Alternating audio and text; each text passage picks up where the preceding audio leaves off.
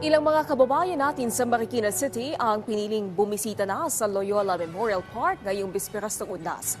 Kaya naman mahigpit na seguridad na ang pinapatupad sa sementeryo at nagpapatupad na din ang LGU ng rerouting scheme. Ang sentro ng balita mula kay Ryan Lesiges. Maaga pa lang kanina nakapag-alay na ng dasal at nakapagtirik na ng kandila ang pamilya ni Nanay Reynilda para sa kanyang asawa na 12 taon nang namayapa.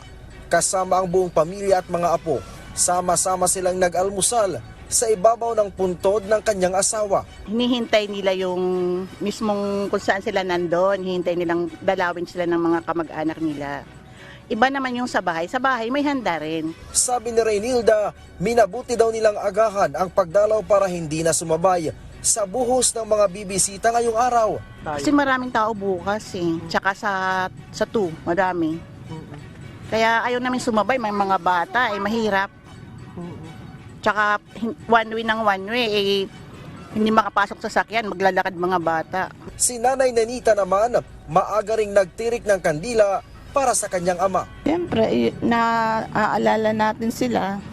Hindi naman sa araw-araw naaalala natin. Pero ito yung time na dapat kang pumunta din sa sa sementeryo para mabigyan mo ng bulaklak, kandila, ganun. Sa Loyola Memorial Park, maaring magpalipas ng gabi ang mga dadalaw.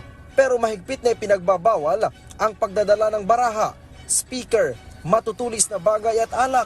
Hanggat maaari po sana yung mga basura nila is itapon ng nararapat. At meron naman tayong basurahan sa bawat area na pwede nilang itapon yung kanilang mga pinagkainan, yung mga dala nilang basura. Simula mamayang hapon ay inaasahan na ang pagtaas ng bilang ng mga dadalaw dito sa Loyola Memorial Park. Ayon nga sa pamunuan ng sementeryo, inaasahang papalo sa 120,000 katao ang magtutungo rito. Mas mataas ito kung ikukumpara sa mga nagtungo dito noong nakarang taon na umabot lamang sa 70,000 katao. Magpapatupad ang Marikina LGU ng rerouting scheme sa bahagi ng Loyola Memorial Park. Layon nito na maiwasan ang pagbigat ng daloy ng trapiko sa lugar. Simula alas 12 ngayong araw hanggang hating gabi ng Nobyembre 2, magpapatupad ng one-way sa kahabaan ng A. Bonifacio Avenue at Sumulong Highway. Ang mga nasa eastbound na mga sasakyan ang papayagan lamang na makadaan sa Barangka Flyover patungo sa Marikina Bridge diretso na sa Marikina City.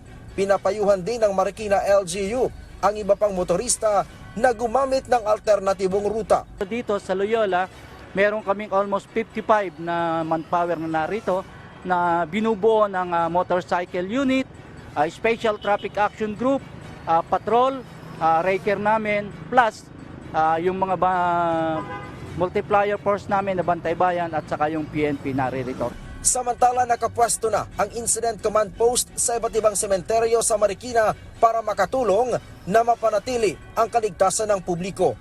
Kasama sa naka-standby sa kanilang command post ang medical team, public safety operatives, health stations, ambulance at PNP.